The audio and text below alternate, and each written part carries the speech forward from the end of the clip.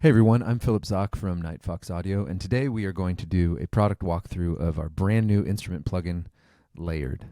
Layered is a stack of 12 different sounds in one instrument plugin, and you can blend them together, add arpeggiation, and add effects. I'm using Logic Pro, and I've also on the MIDI insert right before my instrument channel or my instrument plugin, I'm putting a MIDI plugin on, which is called Rendition, which basically lets me use one finger to play full chords, which is really helpful for a situation like this because I'm not great with my left hand at playing chords. So all the chordal stuff that you hear will be coming from Rendition, and it's just routing right into Layered. So what you'll be hearing today is the sounds of Layered, the arpeggiation of Layered, and the effects. So let's dive into the plugin itself. Across the top here, you have three main tabs. Your main tab, ARP tab, and Effects tab. Then over here on the left, you have Global EQ, Compression, and Performance, followed by Global Pan, which you can move left and right and then double-click to put it in the middle. Global Pitch, and this affects the sound of all 12 instruments at the same time. Double-click again to put it in the middle, and a Global Mute.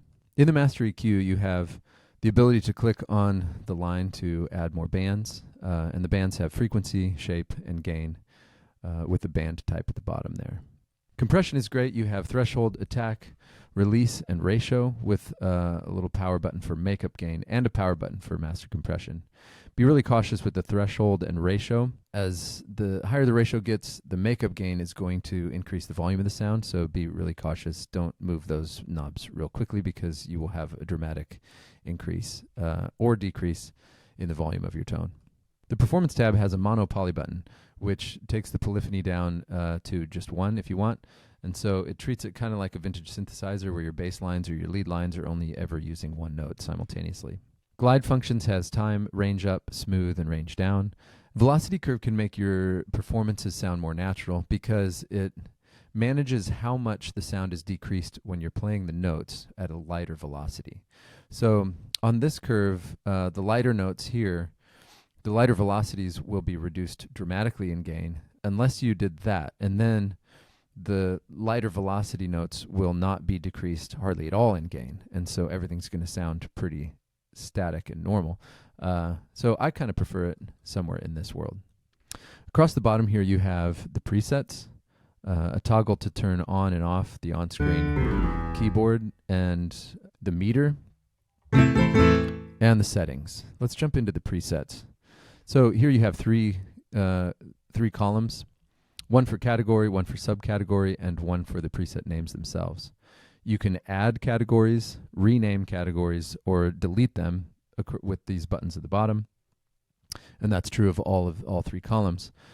You can also star or favorite a preset so that when you search for favorites, it shows up in that list.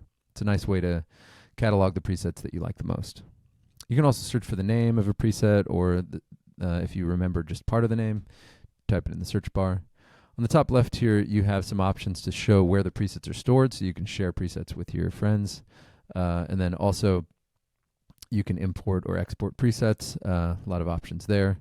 And then, of course, your save button. You can also navigate between presets with these arrows at the bottom. Clicking anywhere in the preset box, by the way, opens that preset tab. Let's quickly go through the settings. Most of these, like driver, audio device, output, buffer size, sample rate, global BPM, most of those are dictated by your DAW. I'm in Logic right now, so Logic is forcing all of my plugin to read all of those settings. But in standalone mode, you would be able to choose all of these things. Zoom factor, you can choose any of those, but here's a helpful tip. There's a hidden thing in this little corner right here that lets you drag and resize the plugin. You can also switch to light mode, easier on the eyes or harder on the eyes, depending on how you look at it. I don't know. And then you've got your section here for MIDI controller. And again, a lot of this information is being pulled in from the DAW. So in standalone mode, you would see a list of all the controllers that are available to you. And then this is the amount of global pitch bend, which happens up here. And then at the bottom, you have MIDI CC mapping. So if you're right-clicking on a bunch of parameters, which you can do, almost every parameter inside of Layered, you can right-click on and learn MIDI CC, move a knob on your controller, and then suddenly you have control over that parameter with your physical hardware. this is the section that all of those automated mappings will show up, and you can edit them, clear them from this spot. So this is the main tab of Layered. You click on the logo and it brings up your version number and some other stuff, some information about who made it and some links out. And then this little button here turns on and off the macro control. Some people like a cleaner interface, so I gave you that option. I love having it on because it's such a powerful knob, and we'll get into what it does later. Right now it's controlling the filter, but it can do a lot more than that. So the heart of Layered is in these 12 voices or instruments. It gets confusing because it's a virtual instrument, but inside of this instrument is a collection of 12 other instruments, and those instruments are stacked up right here. And in the bottom left, you have control over the sound, over the mix of each of those. So right now, I just have a concert grand piano, but you can hear as I can blend other sounds in.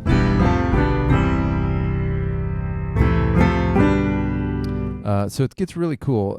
And let me show you how I use this section here in conjunction with the arpeggiator to find a new tone before I start getting into effects. So I'll turn on the arp and just play something like that. And then I'll just start blending in other tones until I find something that, this kind of hybrid combination of things, until I find something that I'm really happy with.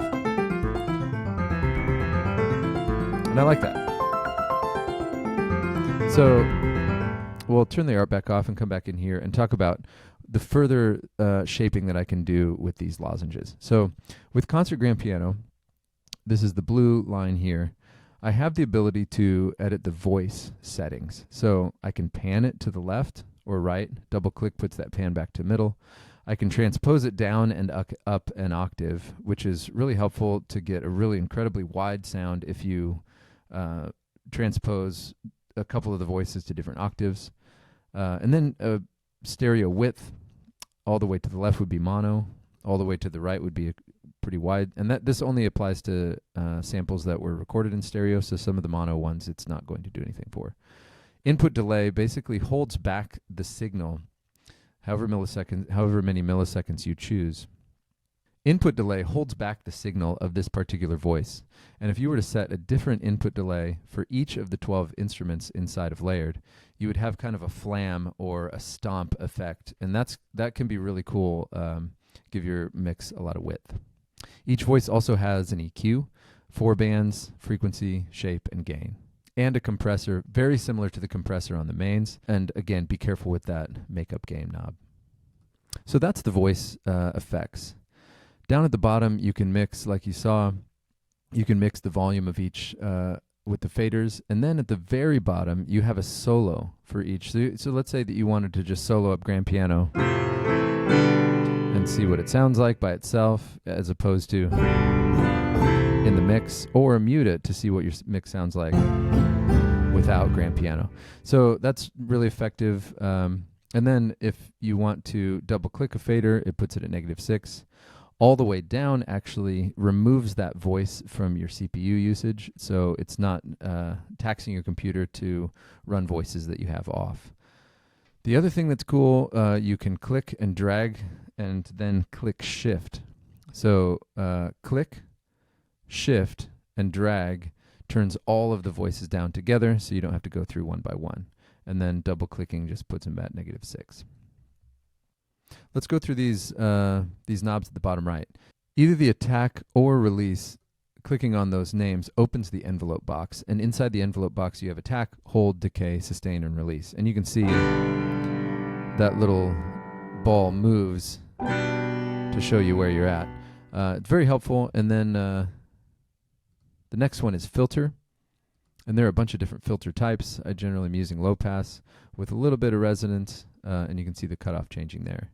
Notice that this filter is attached to the filter. This is the same filter on the effects tab, and it just has a little bit more controls, especially with the macro knob. We'll get into that in a little bit. Drive is a collection of different shapes. Saturate is my favorite one, and the drive knob on the main tab there controls the drive amount. You also have low and high pass and a mix. The last one there is reverb, and clicking on the reverb one opens the reverb box. The knob actually is controlling the mix, and you also have damping, which rolls off the high end of just the effect, and then you have stereo width and room size. And I really like a really wide stereo width on that reverb with medium size room, and that sounds really nice. So we'll kind of reset that. That's only one of the 3 reverbs that Layered has, by the way, and you can see those in effects. All right, the last thing on the main tab we want to talk about is what if you don't want this set of sounds? Layered has 105 sounds, and you click on this little arrow for each lozenge, and it opens up the voice selection box.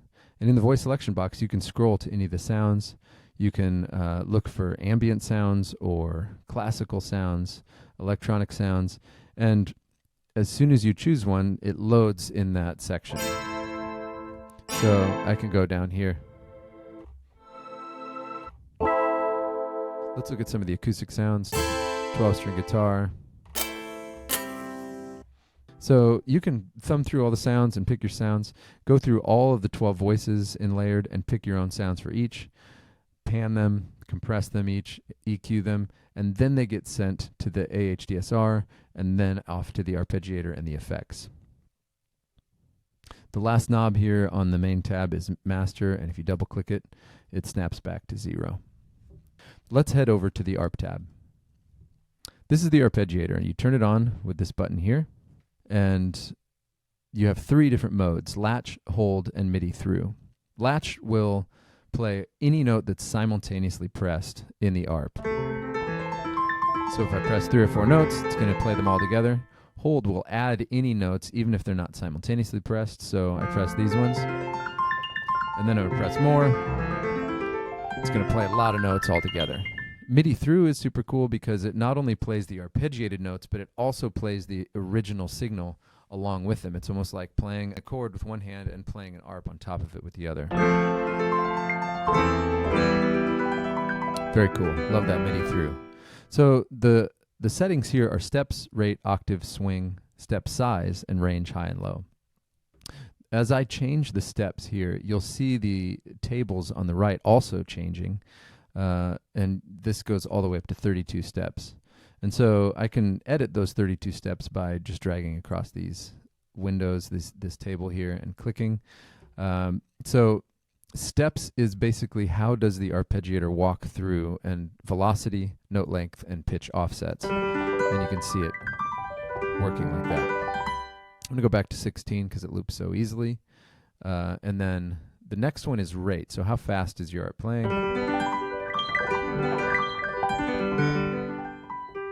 We'll just set it back to 16ths. Octave, right now we have set to 2 octaves. So if I only wanted to play the original sound and not any additional octaves, I would go to the 0 octaves. So it's only playing the 4 notes that I'm playing. But it's really cool to get a lot of spread by adding octaves to the ARP that way. With swing, it does exactly what you expect, kind of bounces a little bit. Step size, I normally keep at 1, which means it's going to progress from each step to the next. If I turned it up to 2 or 3, we'll turn it up to 3. You can see how it's skipping here. And that gives you kind of another layer of randomity or humanization to your ARPs. Range low and high give your keyboard the ability to ignore the ARP at certain values. So if I were to put the range at 57 here, any notes below the 57 keys at the bottom of my keyboard, those notes will not be impacted by the arpeggiator. And the same is true of this one. So if I go to 83, anything from 83 and up will be ignored by the ARP, so I can just play it normally. So if I do this 37 to 76, that's the only range that will be impacted by the ARP. It's kind of a cool way to get expression out of your MIDI controller. Direction here, you have up, down, down, up, random, and chord. Chord is interesting because it plays all the simultaneously played notes together every step. And you can get some kind of cool choppy effects like that. Let's talk about the pattern builder. This one is really exciting because this is something that you can save and that you can reload. All of the settings in on this tab can be saved and reloaded via the pattern builder. So you have velocity, note length, and pitch offsets. In velocity, as you've been seeing, you can draw in there. You can also roll the dice.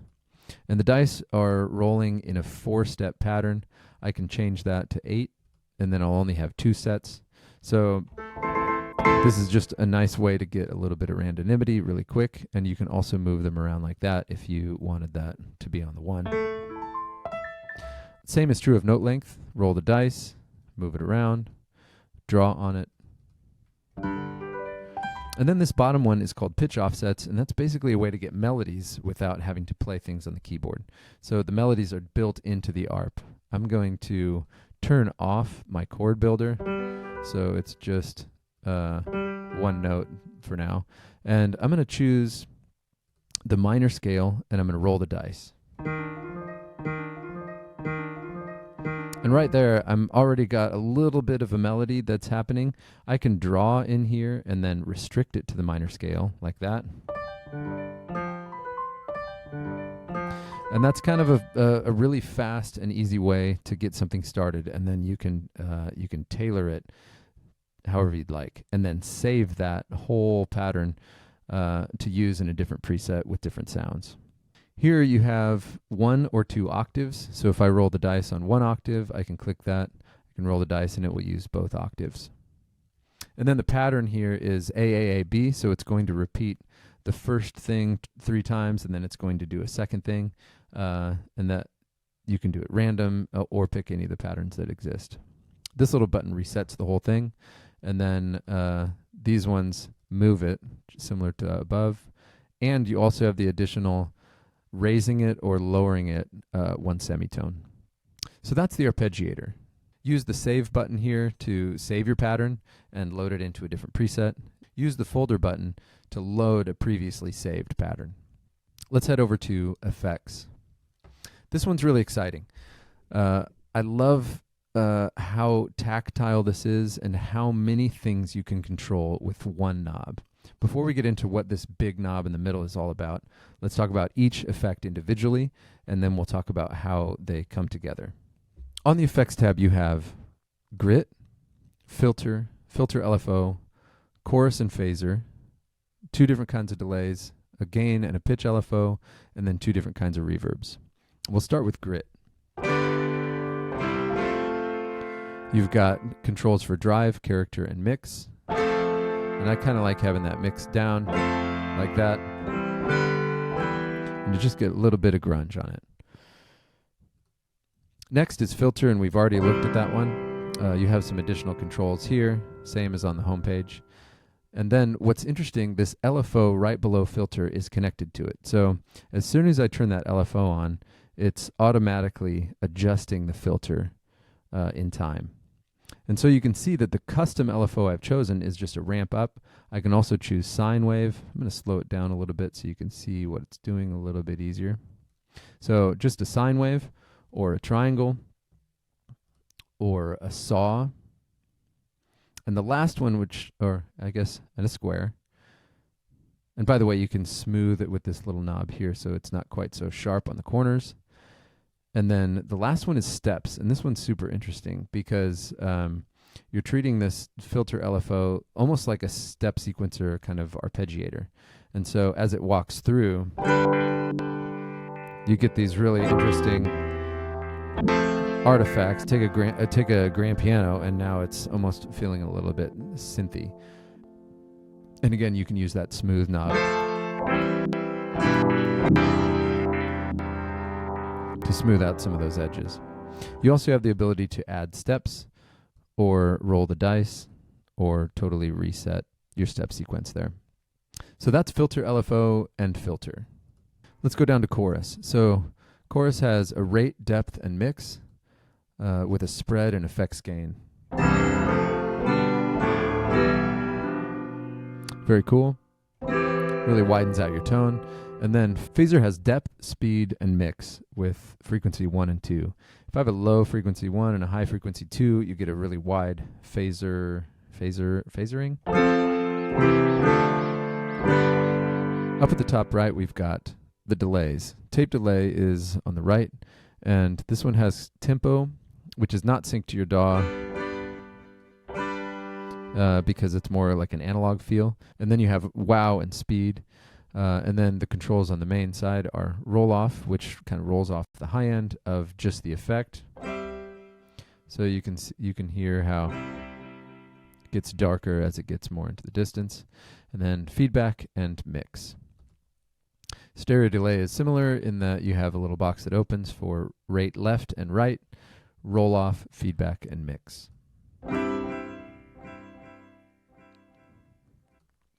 Next is gain LFO, and this one acts kind of as a tremolo.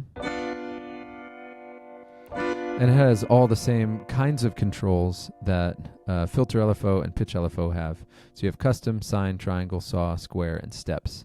Custom is kind of fun because you can draw in your own versions. I'm going to turn that depth up so you can hear it better.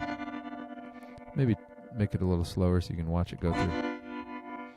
So it's basically a really fun and creative way to add texture and movement into your sounds. Pitch LFO is very similar. It's just impacting the pitch of your sound instead of the gain. So you hear that little warble. I'm going to go to steps here, and I'm going to increase the number of steps, and I'm going to kind of do a little bit like this. And this is a way to get almost like a vinyl or a cassette warble. Turn the depth up.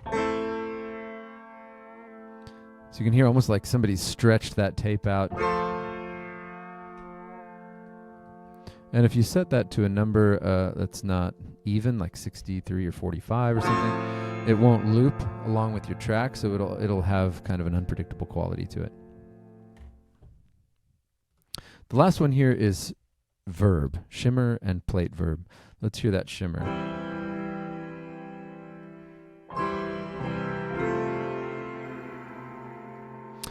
Shimmer also has mod, depth, high frequency damp, and diffusion.